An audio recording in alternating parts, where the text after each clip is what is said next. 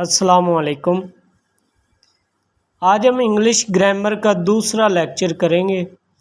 पहले लेक्चर में हमने पार्ट्स ऑफ स्पीच स्टार्ट किए थे और उनमें हमने पहला पार्ट ऑफ स्पीच नाउन के बारे में थोड़ा बहुत पढ़ा था।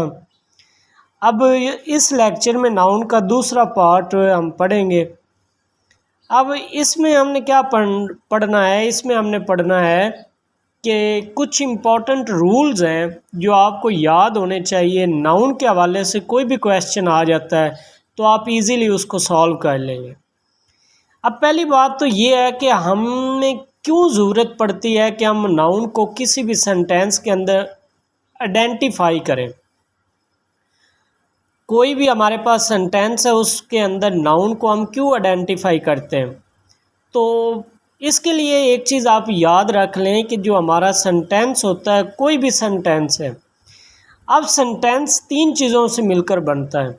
एक होता है सब्जेक्ट, एक होता है वर्ब और एक होता है ऑब्जेक्ट।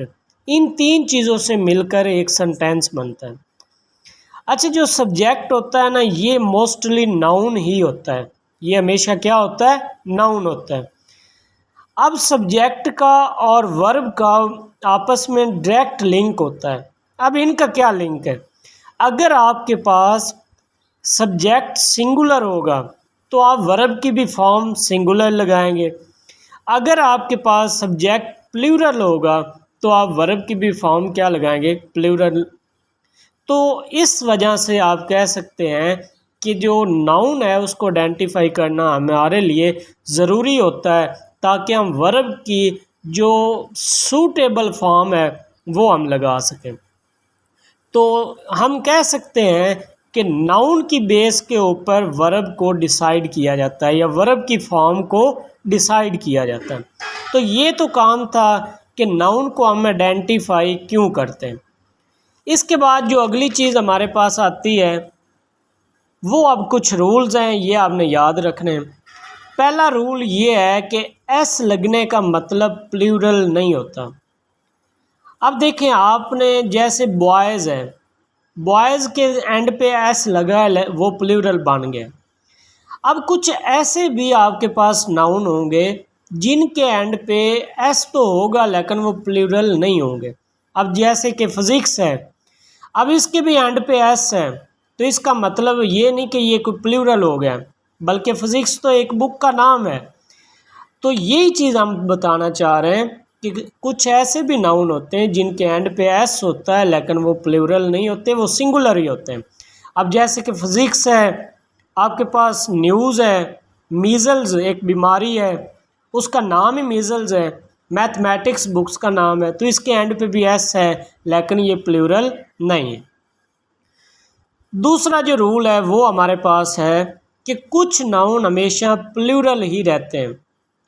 अब वो कौन से? फॉर एग्जांपल स्पेक्टिकल्स है, सीज़र है। अब कैंची है, उसको हम सीज़र नहीं कह सकते, हम सीज़र्स कहेंगे क्योंकि वो दो कह लें कि आपके पास ब्लेड से मिलकर बनी होती है। अब अगर एक ब्लेड रखेंगे तो वो सीज़र नहीं रहेगी। तो आप कह सकते हैं कि कुछ जो नाउन है वो हमेशा प्लूरल फॉर्म में ही रहेंगे। सीज़र हो गया। सन ग्लासेस हैं, अब वो भी अगर दो शीशे होंगे तो फिर ही सन ग्लासेस हैं, अगर एक होगा तो फिर वो सन ग्लासेस नहीं रहेगी, वो कोई और चीज़ बनेगी। तो आप कह सकते हैं कि कुछ ऐसे नाउन हैं जो हमेशा प्लूरल फॉर्म में ही लिखे जाते हैं। जैसे अब ट्राउज़र है, ट्राउज़र आपको पता है उसकी दो साइडेड बने होते हैं दोनों लेग्स के लिए। अब एक लेग वाला तो नहीं कोई ट्राउज़र होगा ना। तो ये कुछ ऐसे नाउन हैं जो हमेशा प्लूरल फॉर्म में ही रहते हैं। तीसरे जो रूल है वो ये है कि अनकाउंटेबल नाउन के साथ हमेशा सिंगुलर वर्ब लगेगा। अब हमने पढ़ा था अनकाउंटेबल वो होते हैं जिनको काउंट ना किया जा सके, जैसे वाटर है, वाटर के मालिक्यूल को आप काउंट नहीं कर सकते। अब शुगर है, उसके आप दानों को नहीं गिन सकते। आपके पास नॉलेज है, उसको आप काउंट नहीं कर सकते। तो इनके साथ हमेशा सिंगुलर फॉर्म ही लगेगी, वर्ब लगेगी।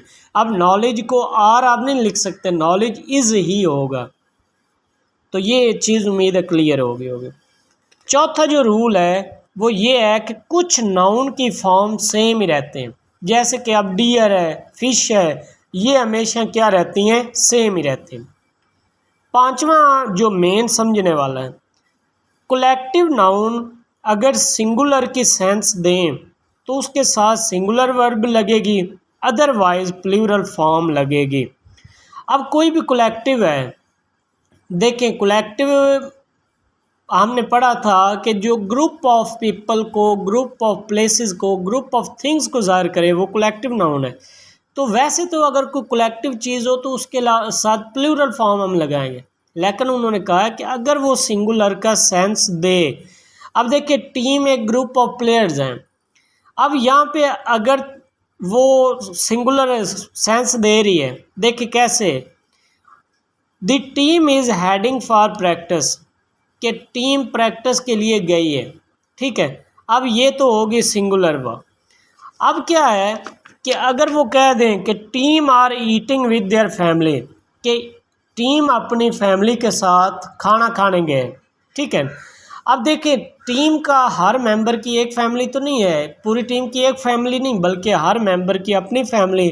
तो अब यहाँ पे क्या हुआ है कि यहाँ पे अब ज़्यादा लोग शो हो रहे हैं, तो यहाँ पे हम वो लगा देंगे प्लूरल फॉर्म। अगर वो सिंगुलर सेंस देगा तो फिर हम कौन से लगाएंगे, सिंगुलर फॉर्म लगाएंगे।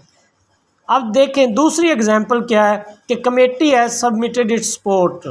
अब कमेटी में बहुत सारे लोग हैं, लेकिन सिंगुलर सेंस दे रहा है कि उन्होंने अपनी रिपोर्ट सबमिट करवा दी। अगर वो कहते हैं कि कमेटी वालों को उनकी फैमिलीज़ के साथ खाने की इजाज़त दे दी गई, committee are allowed to go to meet their family, तो यहाँ पे ये प्लूरल फॉर्म आ गई, इस वजह से यहाँ पे प्लूरल फॉर्म ही लगेगी। अगर कलेक्टिव नाउन के सिंगुलर सेंस दे तो फिर वो कह ले आपके पास सिंगुलर फॉर्म लगेगी, और अगर वो प्लूरल फॉर्म में आती है तो फिर प्लूरल फॉर्म ऑफ वर्ब लगेगी। तो ये कुछ रूल्स थे, उम्मीद है आपको समझ लग गई होगी। अगर आपको ये लेक्चर्स आपके लिए बेनिफिशियल साबित हो रहे हैं तो इस चैनल को ज़रूर सपोर्ट करें, इसको सब्सक्राइब, लाइक और शेयर ज़रूर करें, और कोई भी इशू हो तो कमेंट बॉक्स में ज़रूर पूछें। थैंक्स फॉर वॉचिंग एंड अल्लाह हाफिज़।